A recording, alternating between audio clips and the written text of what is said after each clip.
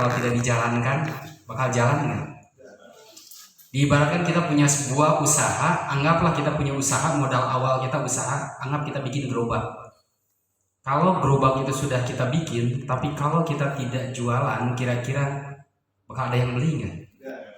Nah sekarang yang jadi pertanyaan, saya akan membahas dari dasar dulu.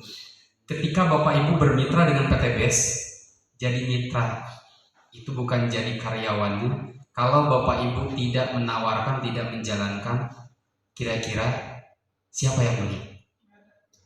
Gak ada. Banyak leader-leader yang mengatakan kepada saya pribadi, salah satu kunci sukses adalah istiqomah atau konsisten. Ya konsisten juga, kalau nunggu Pak nggak mungkin ada sebuah keajaiban datang-datang jaringan kita atau mitra kita bisa banyak. Setuju ya? Dan tidak sedikit juga orang yang ngeluh seperti ini, Pak Agus saya kan ingin dengan pengalaman, harus bagaimana caranya? Sebetulnya sangat mudah Pak kalau kita mau belajar. Jujur sampai detik ini pun saya masih belajar. Belajar, berusaha bagaimana caranya supaya saya bisa mengatasi kendala demi kendala. Karena tidak mungkin Pak, tidak ada yang mempunyai persoalan hidup itu pasti ada masalah. Mau siapapun, cuman mungkin perbedaannya, masalah ini pasti berbeda-beda. Orang kaya kira-kira punya masalah nggak Pak? Punya masalah? Yakin ya? Bahkan mungkin menurut kita bisa lebih gede masalahnya. Meskipun menurut kita enak ya, karena biasanya pandangan orang kaya, orang daerah Pak, khususnya kalau saya sebutkan daerah saya aja, karena orang tua itu asli dari Garut, kalau saya dulu lahir di Bandung. Orang bisa dikatakan kaya itu kalau yang pertama katanya rumahnya itu gedong, bertingkat, punya kendaraan lebih dari satu, apalagi ban 4, terus kerjaannya enak, itu bisa dikatakan orang kaya raya, baik mau pengusaha atau apapun, penting di rumahnya itu gedung, ada mobil. Sama nggak Pak dengan kebanyakan orang-orang umum di Sukabumi? Hampir sama. Jadi orang, wah ini orang kaya.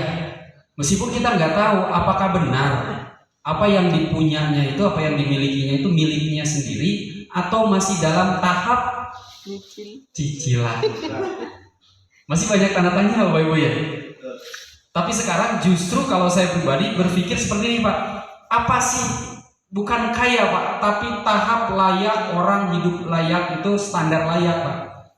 Standar hidup layak itu udah jelas Pak. Punya rumah yang layak. Kalau sekarang standar di Bandung rumah yang layak, yang saya tahu itu harganya itu sudah di atas 500 Pak. Kenapa saya tahu harganya di atas 500? Saya aja Pak punya rumah, ngebangun rumah segede kandang bebek Pak. Kenapa saya katakan segede kandang bebek?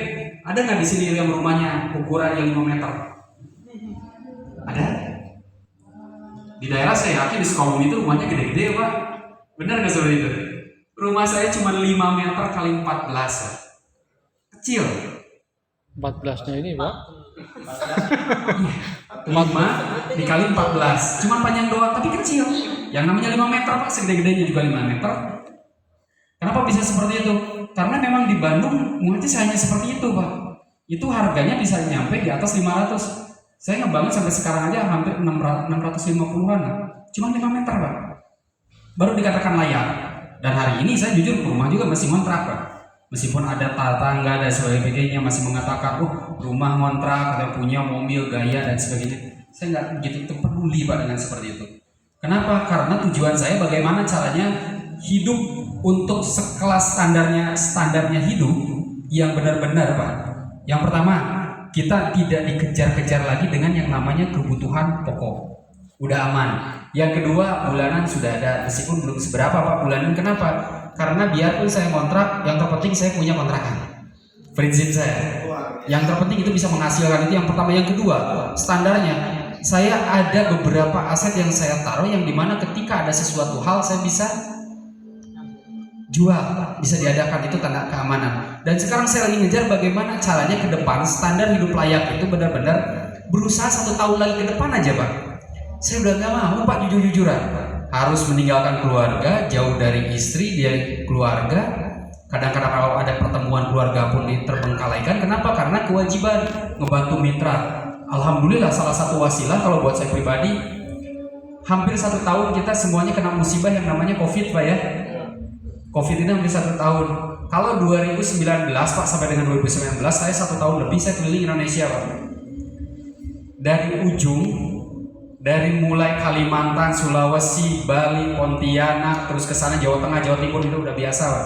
Saya selalu keliling aja seperti itu. Dan alhamdulillah mungkin kalau buat saya pribadi ada sebuah keberkahan ketika seperti ini. Kenapa? Banyak berkumpul dengan keluarga. Ini salah satunya buat saya pribadi meskipun di tengah musibah. Nah, kembali lagi ke bahasan. Ketika kita sudah mempunyai kendaraan yang tepat Pak, tinggal